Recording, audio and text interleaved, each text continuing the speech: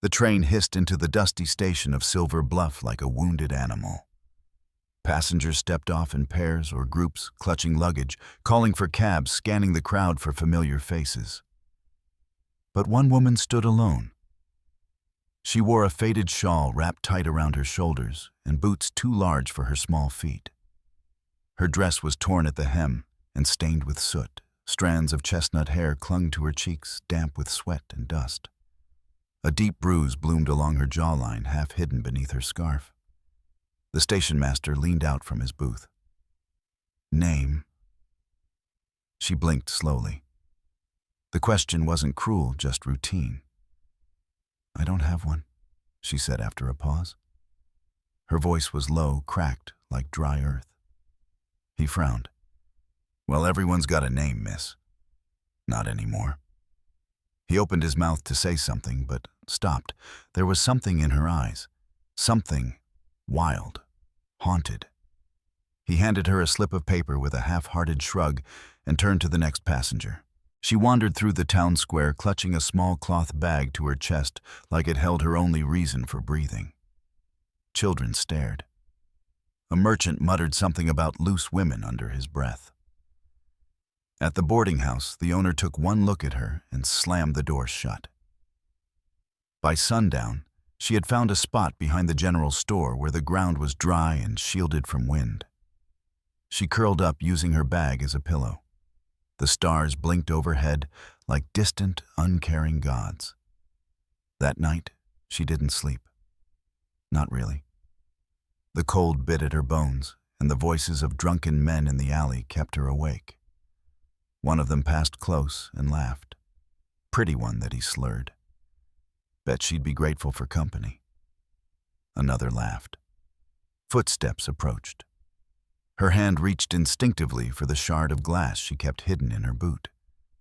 But then, everything went quiet. A shadow moved at the end of the alley, broad shoulders, heavy boots, a long coat that brushed the ground. The man didn't say a word, but the drunk sobered immediately. One of them whispered Grady, and they both vanished like rats chased from a barn. She peeked through the cracks of her makeshift shelter.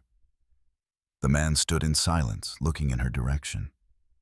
Even in the darkness, she could feel the weight of his gaze.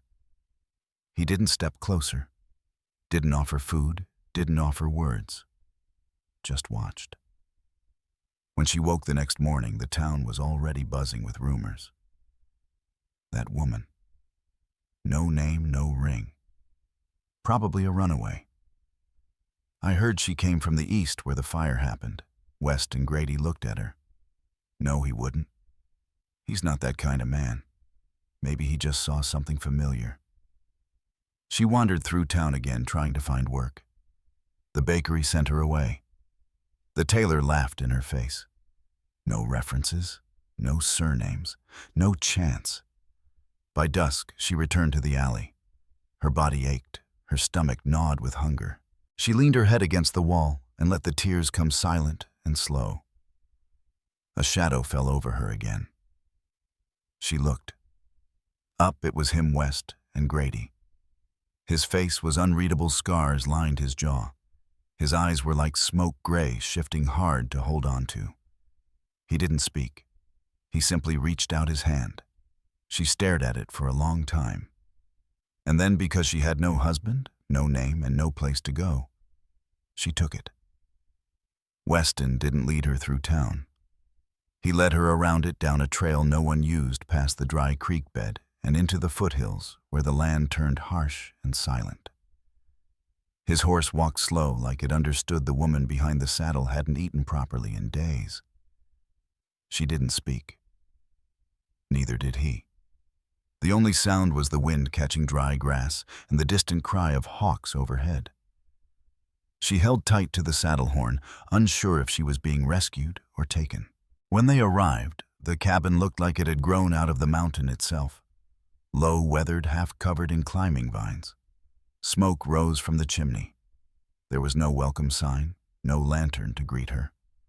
Weston dismounted, tied the horse, and opened the door without a word. He glanced back once. She hesitated, then stepped inside. The inside smelled of cedar and tobacco.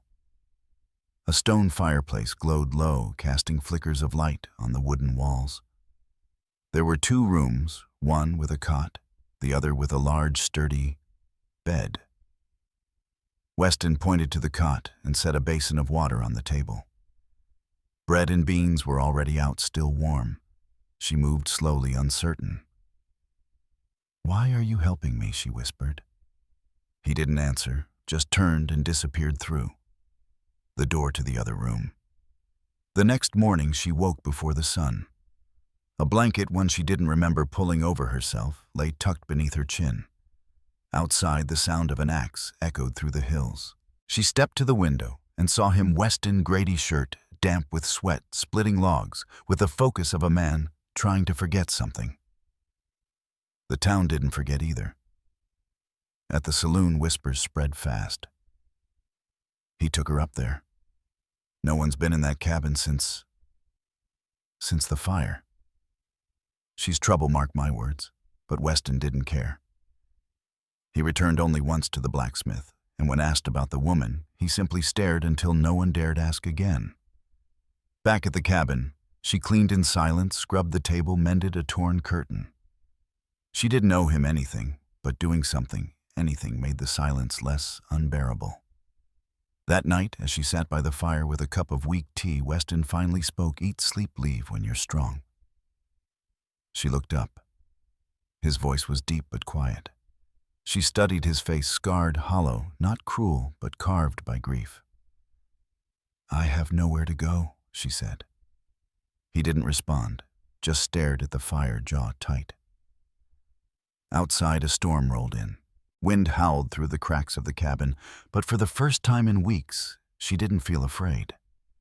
She didn't even know his story, and he didn't ask for hers, but something unspoken settled between them that night, like the silence was holding its breath. The next morning, the mountains were dusted with frost. She stood by the fire, cradling a chipped mug in her hands. Weston had already gone out. He always left before dawn, always returned at sundown. Never explained where. She wasn't sure how many days had passed. Maybe 3, maybe 6. The rhythm of the cabin was simple. Silence, work, warmth. It was more than she'd had in months, but the silence was beginning to feel heavy. That evening, she followed him, quietly, not far, just to the edge of the ridge where he always disappeared. She kept her distance, hidden by scrub trees. From behind a rock, she watched him kneel beside a crude wooden cross. 2, actually. One small. He didn't pray, didn't cry, just sat there for a long time. His head bowed, shoulders stiff. The wind pulled at his coat. She stepped on a twig. His head snapped around. Their eyes met. She froze. Weston stood, walked, straight to her. She braced herself. Fear spiked in her chest, but he didn't raise his voice. He didn't grab her, he just said, "Don't follow me." She nodded. "I'm sorry." That night she packed her things, a few clothes, the half-eaten loaf of bread, a piece of soap she'd found. He didn't owe her anything. She shouldn't have come, shouldn't have stayed. Before dawn, she left the cabin on foot, headed down the mountain trail alone. But the land was colder than she remembered. Her legs trembled from hunger. Her boots blistered her feet. By midday, she collapsed near a dry riverbed. The sky turned darker. She thought of her father's voice, cold and final. Her fiancé's hands, too rough, too demanding. The locked room. The slap. The silence that followed her like a shadow. She had no name, no husband, no destination. And now, no strength. When she opened her eyes, the sun was gone. But the stars weren't out yet. A shape loomed above her. Weston. He didn't speak. He just lifted her as if she weighed nothing and carried her back up the mountain. She was too tired to fight him. When they reached the cabin, he didn't set her down on the cot. He took her to the big room, to the bed. He placed her there, gently pulled the blanket over her, and left. A moment later, She heard something she hadn't heard before. A door closing softly. Then another. Then silence. She was alone in his room. She curled beneath the quilt and let herself cry. Not from fear, from confusion, from something she didn't know how to name. She woke to the smell of bacon. It didn't make sense. She hadn't asked for it, hadn't even seen Weston the night, before after he carried her back. But now, on the wooden table by the window, there was a plate. Still warm, still steaming. Bread, eggs, and bacon. He was gone again. She sat on the edge of the bed, unsure if she should eat. Then, her stomach made the decision for her. She finished everything. As she cleaned the plate, her eyes wandered across the room. Weston's room. She hadn't really looked before. Now she did. There was a small shelf with only 3 books. One was a worn Bible. The other 2 had no titles left on the spines. A comb. A silver pocket watch stopped at 416. A pair of children's boots by the door, dusty but still perfectly upright. She opened the wardrobe. Inside, among the neatly folded shirts, was a pale blue dress, lace at the collar, tiny, delicate, buttons, clearly not hers, clearly not recent. Behind it, tucked into the corner, was a toy horse, wooden, hand-carved. A name was etched on the bottom, Lily. Her fingers trembled as she placed it back. Later that day, Weston returned with firewood. She waited for him to say something about the room, the breakfast, her escape. He said nothing. At dinner, she finally asked, was the blue dress hers? He didn't look up, just stirred his. She tried again. Your wife still nothing? Finally, he said, they burned. 5 winters ago. The air in the cabin thinned. I was in town. When it started, couldn't get back fast enough. She swallowed. I'm sorry. Nodded once. I couldn't leave the room, she whispered. When I ran, I had nothing. He didn't ask her to explain, didn't need to. That night, the wind howled through the cracks again. She sat by the fire, her knees pulled up. To her chest, Weston took the chair across from her. Still no words. But for the first time, he didn't retreat to the other room. He stayed, and as the fire crackled and the shadows danced, the ghosts in the house seemed to settle, not gone, just quieter. The frost thickened as the days passed. Each morning, Weston rode out before she woke. Each evening, he returned with something. Firewood potatoes, dried apples. He never asked where she came from, never asked her name. She didn't offer it. One morning, she woke with her hands shaking. The chill felt sharper, deeper. Her breath caught in her throat. When she stood, the room spun. She collapsed near the hearth. When she opened her eyes, Weston was kneeling beside her. His coat smelled of pine and smoke. She tried to speak, but only a dry croak escaped. Without a word, he lifted her in his arms and carried her back to bed. Over the next 3 days, she drifted in and out of fever. Cool cloths on her head, bitter herbs on her tongue. Strong arms holding her steady when she shivered too hard to stay still. She saw glimpses. Weston's face close to hers, eyes clouded with concern. His rough hand brushing sweat-drenched hair from her forehead. The firelight flickering on the wall. The shape of him dozing upright in the chair beside her bed. He didn't leave her, not once. When she finally awoke for good, the fever broken. She found herself beneath a different quilt, heavier, softer, and someone had braided her hair. She turned her head. Weston sat by the window half asleep. He looked tired, paler than usual, but solid present. You stayed, she whispered. He looked at her slow and calm. Of course I did. It wasn't affection. It wasn't obligation. It was something else, something older, like instinct. That evening she managed to eat. Again. He placed the bowl gently in front of her and sat across the table. The candle between them flickered. Thank you, she said softly. He didn't answer, but after a pause he asked, You got a name? She hesitated, then shook her head. Not anymore. He nodded slowly. The silence stretched between them, not uncomfortable, just full. Outside snow began to fall slow and soft, like ash from a long dead fire. Inside, she watched Weston's hands as he cleaned his rifle. The scar on his knuckle. The way he moved with care. And for the first time, she wasn't afraid of him. She was afraid of what she might feel for him if she stayed much longer. She was stronger now.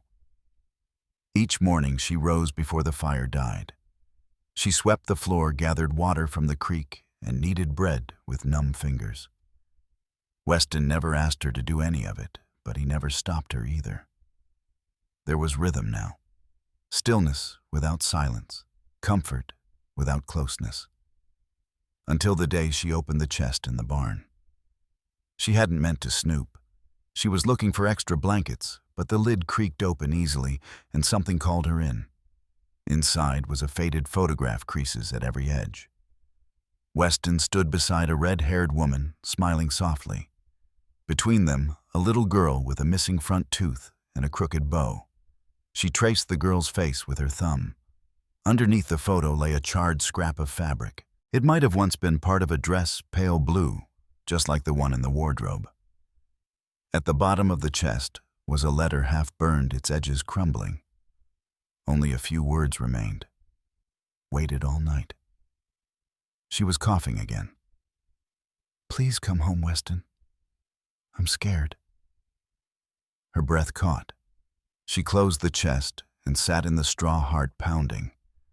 The past had teeth, and they were sharp. That night she didn't speak at dinner. Weston noticed. You find it? He asked. She looked up. He wasn't angry, not even guarded, just tired. I wasn't supposed to be gone that long, he said. They had smoke in their lungs by the time I got there. The doctor said too late. She blinked back the sting behind her eyes. I'm sorry. I buried them behind the ridge, he continued. But I couldn't bury the sound. I still hear it when I sleep, when I don't. I hear things too, she said. Her voice shook. Slammed doors, my father's voice, my own name, before they took it from me. He stared at her quiet. You didn't take me, she added. You saved me even if you didn't mean to. The wind knocked against the windows like it wanted in. Neither of them moved, but for the first time Weston looked at her. Not like someone who didn't belong, but like someone who had every right to be there. That night, as the fire burned low, she reached into her bag and pulled out a tiny wrinkled paper. A birth record, her real name, the last thing she'd taken when she ran. She looked at it for a long time, then fed it to the fire. The snow melted slowly in Silver Bluff. Spring was near, but the cold still clung to the hills. Down in town, gossip returned like thawing rivers. She's still up there, living with him like a wife. Something's not right. No decent woman would stay. With Weston Grady. And then came the man in the brown coat. Sheriff Eli Burns hadn't walked through those streets in nearly 2 years. Not since Weston broke his brother's jaw in a saloon brawl that no one dared talk about. Now he was back with a badge, a new star on his chest, and a telegram in his pocket. It was from the capital. About a missing woman, daughter of a prominent judge. Last seen boarding a westbound train, suspected runaway, possibly abducted. He recognized her the moment he saw the sketch. Burns took a horse and headed into the hills. She was hanging clothes in the morning light when the dog barked. Once. Then again. She turned to see a man on horseback approaching the cabin with a sheriff's star pinned to his chest. She froze. Weston stepped out from behind the barn rifle slung across his back. His eyes were hard, unreadable. The sheriff tipped his hat. Didn't expect to see you playing house, Grady. You're not welcome here, Weston said. Burns ignored him, looking at her instead. Miss you all right? She didn't answer. Name's Sheriff Burns. Folks down east are looking for you. Said you were taken by force. I wasn't, she said. Then why no word? No telegram, no letter? I didn't want to be found, Burns laughed. That's not how the law works, sweetheart. You're somebody's daughter, somebody with power. And right now, you're considered missing property. She's not property, Weston growled. You think the judge cares what you say? In one smooth motion, Weston stepped between her and the sheriff. She's not going anywhere, he said low and steady. Burns reached for his gun. Weston didn't move. She stepped forward, voice sharp. If you take me, I'll scream. I'll say you hurt me. I'll say anything. I'd rather die in this cabin than go back. Burns narrowed his eyes. You're making a mistake. She met his stare. I already made one. When I let people decide my life for me. Silence. Then Burns turned his horse. You'll regret this, he muttered. They watched him ride away until he was gone from sight. Only then did Weston lower his shoulders. She touched his arm just once, and he let her. The sheriff didn't take defeat kindly. 2 nights later, the sound of hooves shattered the quiet. Weston was already at the door, rifle in hand. She moved to his side, heart pounding. Outside, 3 men dismounted. Burns was among them, lantern in one hand, pistol in the other. I gave you a chance, Grady, he shouted. This time I'm not asking. Weston didn't answer. He just moved to the front porch, calm as ice. She's not yours, Burns growled. You're harboring stolen blood. She belongs to no one, Weston said. Not even me. Behind Weston, she grabbed the shotgun hanging by the hearth. Her hands shook. Her breath came fast, but her mind was clear. The last time someone came to take her, she'd stayed silent. Not now. The first shot rang out like thunder. One of the deputies fell clutching his leg. Gunfire exploded in the dark. Weston moved with terrifying precision and firing, reloading, shifting position. Burns dove behind the water trough. The third man tried to flank the cabin, but was stopped cold by a slug to the shoulder. Then everything went still. Smoke hung low. The porch rail was splintered. The dog whimpered from under the stairs. Weston stepped forward, boots crunching over broken glass. Burns raised both hands. All right, all right. She stood behind Weston, still holding the shotgun. Go, Weston said. Burns hesitated. This isn't over.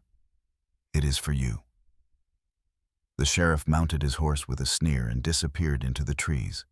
Inside, she dropped the shotgun. Her hands were numb. Weston turned to her.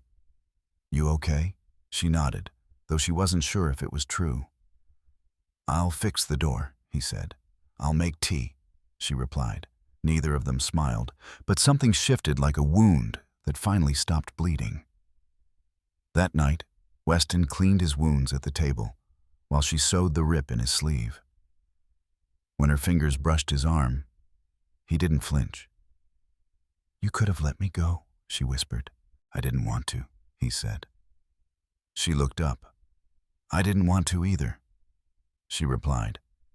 And for the first time he reached for her hand, not with possession, not with apology, but with quiet promise. The cabin healed slowly. Weston rebuilt the porch rail with fresh cedar from the ridge. She planted herbs beneath the kitchen window. Basil, thyme, a little lavender she'd saved from her old bag. He didn't ask why. He just brought her more seeds. Some days he spoke. A few words fewer than most men used in an hour, but every one of them mattered. She came to know the shape of his silence, what it meant when he looked at the sky, or when he stood too long at the edge of the field. He still visited the graves, always alone. She never followed again. But one afternoon, he came back carrying something wrapped in canvas. She opened it carefully. It was a carved sign, simple and rough. Home. Just that. Not Grady Ranch. Not the cabin. Not Lily's Rest. Just home. She helped him hang it above the door. That evening, they ate together by lamplight. She reached across the table, her fingers brushing his knuckles. "I want to stay," she said. He looked up. "You already have." Still, a shadow lingered in her heart. One final piece. Late one night, when he was asleep in the chair by the fire, she stepped outside with a single envelope in hand. The last thing that tied her to the world she left behind. She walked to the edge of the ridge, where the wind still carried voices if you listened hard enough. She held the envelope over the flame of her lantern until it caught. She didn't watch it burn. She watched the stars instead. By spring, the hills bloomed wild with color. The dog followed her everywhere now, tail wagging with each step. Weston built a second chicken coop. She painted the bedroom window blue. One morning, she found a new pair of boots by the door. Small, worn in just enough. A note tucked inside. "For the one who walks beside me, no signature." She slipped them on. They fit perfectly. The creek sang louder in spring. Birds returned to the trees above the ridge. The lavender she planted pushed up through the soil, small but stubborn. She knelt in the garden one morning, hands deep in the earth, when she heard Weston's boots behind her. He didn't speak. He simply sat on the step, watching her work with the calm of someone who'd finally stopped running from ghosts. She looked up. "Do you ever wonder what people say about us down there?" He shrugged. "They don't know us." She smiled. "No, they don't." That evening, as the sun dipped low and painted the hills gold, she pulled out a piece of parchment. She wrote for the first time in months, not a letter, not a confession, a story. There was a woman with no husband, no name, and no place to go. She was supposed to disappear. She was supposed to stay silent. But then a man who said nothing and lost everything made space for her pain. Not with flowers, not with promises, but with room to breathe, with stillness, with staying. She left the story folded on the windowsill under a small stone. The next day, it was gone. But a note was left in its place. "Stay as long as you want." Some months later, a traveler passed through Silver Bluff. He told a story at the saloon about a cabin in the hills where a feared man lived with a woman no one remembered. A place with no gate, no name, just two people who looked at each other like they'd come back from the dead. In a world quick to judge, quick to label, and quicker to discard, she found a place where silence wasn't punishment, but peace. Where her name wasn't something she needed to defend, but something she got to choose again. And maybe that's what we all want in the end. Not rescue, not revenge, just a quiet place to be seen, and the one person who won't look away. Tell me, if you had no name, no past, no promises left to chase, where would you go, and who would you hope to find waiting at the end of the road? Share your reflections in the comments below. And don't forget to like, subscribe, and come back for more stories where love rises from the ashes.